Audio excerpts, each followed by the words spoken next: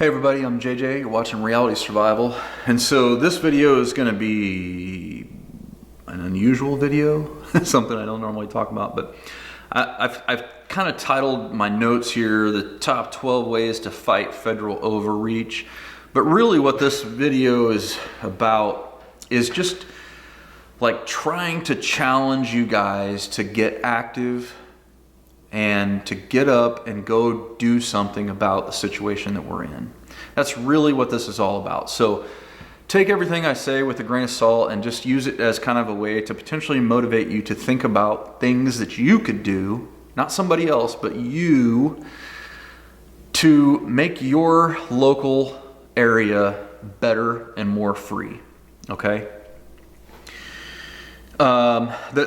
The reason that I'm talking about this is there's this concept of sanctuary counties, sanctuary cities, that sanctuary states and stuff like that, where it essentially involves a local level of government, whether that be city, county, or state, saying we're not going to enforce laws that are unconstitutional, okay? And so I want you guys to think about how you can go about getting your counties, your localities, started to think about that, right? So on a couple of videos back, I challenged you to reach out and have all the contact information for all of your local leaders, local, county, state, and so on. And hopefully you've done that, okay? And so right now, what we're going to do, I'm going to give you a website here real quick. It's called sanctuarycounties.com. And if you put that in there, and then there's a blog post that talks about how to become a sanctuary county, okay? It's not as hard as you would think, all right? So before I get into the ideas, let me just give you an idea here. Let's say that on that website, there's some different templates and stuff for writing county resolutions, like a resolution for your county board of commissioners or your county board of supervisors or whatever to pass, and where these are things that have been done in other states, and you can just take and copy that information and apply it for your county or your residents. Now, you're going to have to do some research. You're going to have to probably speak with, like your county attorney or something along those lines to make sure that all this stuff is consistent with your constitution and all that kind of stuff. So this isn't a full how-to. It's just really to get your guys' wheels turning. So go on that website, take a look at some of those drafts, come up with a draft of your own for your own area. Just start with something. And then get up every day after you get home from work and go walk around to, say you're gonna just shoot for 20 houses in a day. I don't know how many you can get. Maybe it's only 10. Depends on your neighborhood, how far apart your neighbors are and all that kind of stuff. But, and go knock on their door and say, hey, I'm putting together this resolution. Here's a real quick read, a very short summary of what I'd like the county resolution to do. I noticed that you have a Gadsden flag out in front of your house, and I wanted to see if you'd sign on to support this. Boom. You see a Trump sticker or a Trump thing in their yard. Go knock on their door. What I'm trying to do is get you into the mindset and the mode of going out and talking to other people in your community that are like-minded. This is the most important thing that you need to do. There's a whole lot of people that are like, what do we do now? Like, what's next? How do we go about this? Okay, look, if you're not willing to get organized, then nothing's going to happen, all right? And so what I'm asking you to do is to get organized. Go out in person. Don't do Facebook groups. Don't do any of that stuff. That stuff is getting people in trouble. Leave it alone, delete it, forget you ever took part in it, okay? Reaching 10 people in person is far more powerful than reaching 10,000 on social media. I guarantee you, okay? So go out. You can look at somebody's house and you can generally, based on where they're at, their neighborhood, the indicators on their vehicle indicators, in their, you know, in their yard and the flags and different stuff. And you can probably make an assumption of, you know, what their viewpoint in life is. So go and identify people that probably have a similar viewpoint as you. And between the hours of, say, 6 and, you know, maybe 7:30, 8, something like that, a short window in the evening, knock on their door and present this resolution to them, ask them to sign your petition, and then ask them 3 basic questions. Would you be willing to attend a monthly meeting to talk about these kinds of things? Would you be willing to volunteer your time to help me out in spreading the word? And then would you be willing to donate money to a cause if we were to set up some sort of a lawful, you know, 501c3 or something along those lines, whatever would be appropriate. You're not asking them for any money at the time. You're just putting a check mark by the box on the little sign up sheet that you presented so that you could know later on, hey, this person said he'd volunteer. He would go knock on doors with you. This person said they're willing to donate money. This person said they'll attend a meeting to talk about it or something, to do a public show, and, you know, at a protest, or go to a county commissioners meeting or something like that. And then you contact 100 people, right? So that's going to might take a few weeks, might take, I don't know, a month, who knows how long. And then you contact all those people. You get their email address and their phone number when you sign them up, and if you want their home address. And you say, look, I'll keep this list private. I just want to be able to contact you guys so that when we're having meetings and stuff, I can let you know about it. Okay? You get 100 people or so together, and then go ahead and email them and let them know that there's going to be a meeting, say, a week from that time frame. Give them some time to plan for it.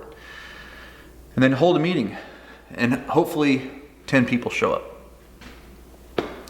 All 100 aren't going to show up no matter what, okay? Have realistic expectations. Talk to those 10 people about what your plans are a little bit more in depth, you know. Invite your local sheriff, invite your board of commissioners, you know, and invite whoever you think is important to attend these meetings. And then ask some of those people that showed up if they would be willing to go out and sign up, you know, 5 sheets worth of people as well, 5 pieces of paper, you know, worth of people as well. And then you do the same thing, and you become bigger and bigger and bigger. Now notice, none of this is talking about anything tactical or anything that has to do with SHTF or prepping or any of that kind of stuff, okay? Because none of that shit matters right now. None of it does. What matters, what's most important, is connecting with people and getting together with people who are like-minded and trying to develop some sense of local community and organization so that you can come together as a people and influence what happens in your life around you, okay? If you're successful in doing this over, you know, a period of months, then it'll be pretty easy for you to be able to get several hundred people to show up to a county, board meeting, maybe if it's county commissioners or whatever it is, board of supervisors, whatever they call it in your county. There's lots of different names for them. And then you can say, look, we have this draft. We've got,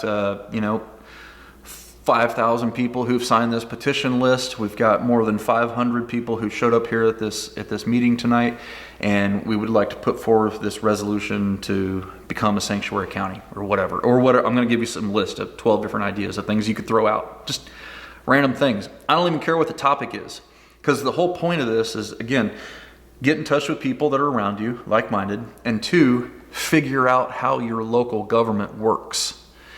You don't know. I don't know. You don't know. But unless you're involved in it, you don't know. You got to get involved. You got to figure out how your local government works, okay? I'm not trying to preach or anything like this, but this is, I go back to this. I think about why we lost the election, and it is because we were not involved enough at local level governments. And yes, there was all different kinds of fraud, all different kinds of cheating and all that kind of stuff, multiple different scenarios in all these different swing states. I get it, 100%, okay? Whatever. Bottom line is if conservatives had filled all of those polling places, they wouldn't have been able to get away with this stuff, okay? Maybe you can make an argument, the Dominion voting machine thing, but whatever. So we have to get involved. We have to figure out how to make things happen on a municipal level in our area. All right, and the concept of sanctuary counties is a great concept because whether or not it has legal teeth to it isn't important. Okay, what's important about it is getting local sheriffs, local deputies, local police chiefs, and all that kind of stuff to make their positions known with regard to these things, so that you can understand who's on your side and who's not on your side, and so that you can learn how your local government works, so that you can make changes in that local government to make you more free, right? That's the important thing. Don't be a keyboard warrior on federal, political issues and all that kind of stuff. That's not doing us any favors. Let me change my battery here and we'll be right back. Okay, so where were we? Okay, I've preached enough probably. So let's just go into, I got 12 different ideas here of things that you could throw out as a topic to try to get your local area to be more free. All right. So number one is a county resolution to allow businesses to decide their own coronavirus policies. Yes, I understand that it may not be able to supersede what state law is. Okay, I got it. Again, that's not the point. All right. How many businesses, though, if the local sheriff and the local county board of supervisors said, we're not going to suspend your business license, you can choose what you want to do, would open up? Probably a lot of them, especially in more rural areas. But anyway, next thing here is number 2 is become a sanctuary county for gun laws. Again, I gave you that website. It'll be in the description below. Check that out. Number 3, start a county investment fund. I think this is a cool idea. I had this idea a long time ago and I have no idea how in reality it could become practice. But wouldn't it be cool if instead of investing in the stock market with a bunch of Fortune 500 companies and all that kind of stuff, you could take your money and you could invest it into a fund that was comprised of local companies, or that the money was used to give business loans to local companies, and then gave them good interest rates or something to improve your community. I don't know all the ins and outs of it. I'm not smart enough to figure all that stuff out, but I think it would be just super awesome to be able to go down and invest money in a local county and the businesses that are within that county. That would be a big. You'd have to have attorneys involved and all that kind of stuff, and figure out the right way to do it. But I'm sure it could happen, because when the big stock market crashes, wouldn't it be cool if you had kind of an emergency fund, sort of speak, for local community businesses and different things like that, and a way that would help make them more resilient. And if you invest in your companies in your county, not only does it make your county better, but you get a small return on your money and all that kind of stuff. I don't know. I just think it would be cool. All right. Next one is create a disaster preparedness office to make plans for future disaster response. Some counties might already have these, right? Some counties do. I worked with the Prepare YO, which is Wyoming board, where the Wyoming Department of Homeland Security had positions that they did this kind of stuff. You could do something similar to that in other places, where it essentially, the purpose of the position would be to identify ways to make a county more resilient, right? Now, I'm not in favor of expanding government in most cases, but for something like that, it might be worth looking at. I don't know. Maybe it's volunteer basis. Maybe, who knows? These are just ideas, right? Stuff that popped into my head as I'm, out doing stuff. The next one is lobby for anti-seizure laws. Money, guns, food, supplies.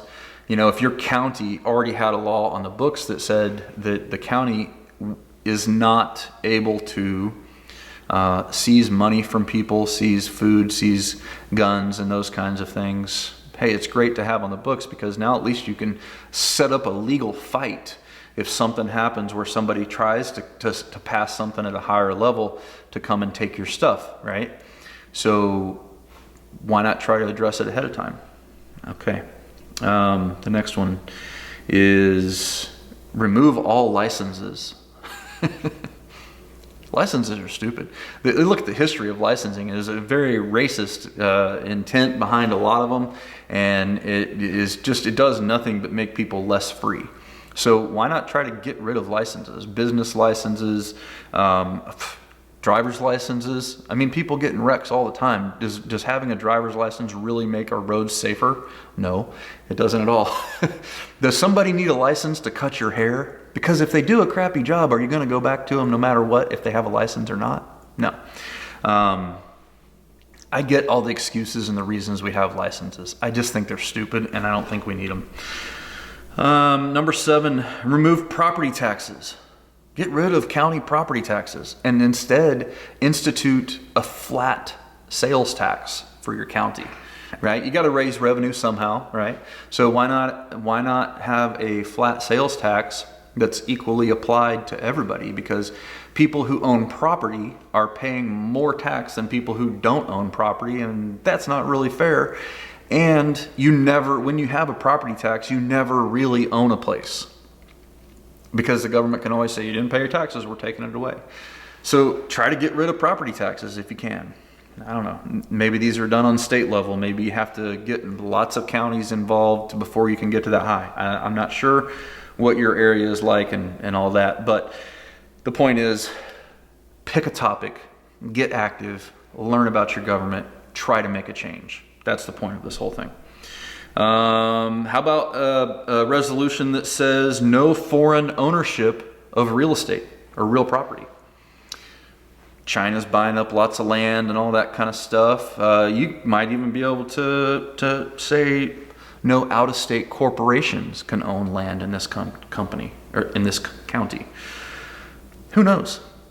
Whatever works for your county, but wouldn't it be great if the people who lived in the county were the ones that owned the county or owned the land in the county? Number 9 here, and this could go either way. I could see differences on this, but how about the county or the government doesn't recognize gender, sex, or race, only residents or non-residents. You're either a citizen or you're not a citizen. I don't know that the government needs to be involved in identifying race or sex or sexual orientation or any of that kind of stuff, because if they don't know, then they can't discriminate, right? Or you could just say, hey, they'll only recognize biological birth of the sex of their citizens. The assault on females and female sports and all that kind of stuff with all this transgender stuff, to me, is pretty abhorrent. Number 10 is prohibit critical race theory and social justice or social equity programs from being taught in schools. That's a huge one, right? We don't want to teach our children to be racist, and that's what those programs do, in my opinion. So why would we let them teach? And a lot of schools around the country are already teaching this stuff. So do you know if your school is teaching that stuff? If not, maybe you should try to get something passed so that they don't. Number 11 is limit the size of the county administration officials, including school administrators.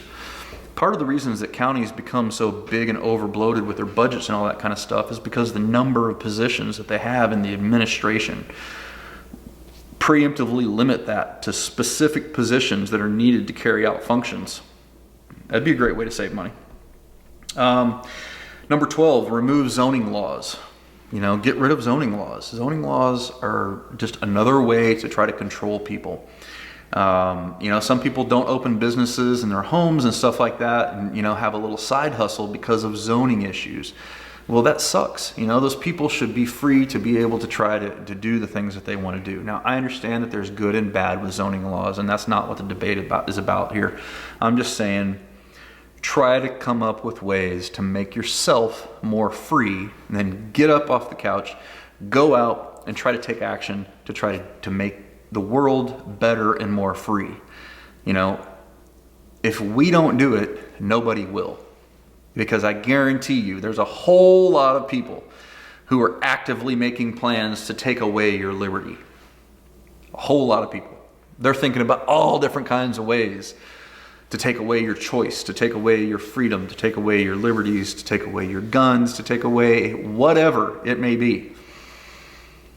If you don't plan how to institute and how to fight back and to keep your liberty, then you're going to lose it. All right? So get out there and get busy. I don't know. Maybe this is a stupid video. Maybe it doesn't provide anybody any food for thought. Maybe it doesn't motivate one person to make a change in their lives.